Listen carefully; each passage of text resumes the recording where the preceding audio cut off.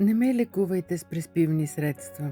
Боли ме неизкупена вина да се страхувам в съседство с натрупан лед и мъртва тишина. Не ме залъгвайте с разумен довод, че всичко на забрава подлежи, че под небето няма нищо ново, освен нетрайни срещи и лъжи. Не ме погубвайте с красиви думи. Аз вярвам в немия ви зов, че нямат стойност тези думи, а само мълчаливата любов.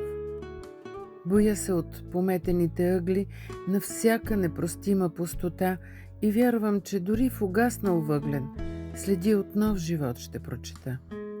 Боли ме празното пространство, скрито вътре в самите нас, затова с такова постоянство очаквам близост в неизвестен час. И ако тази близост не изстрадам, ако тишината не превърна в зов, сама ще вдигна убийствена преграда пред всяка излекувана любов.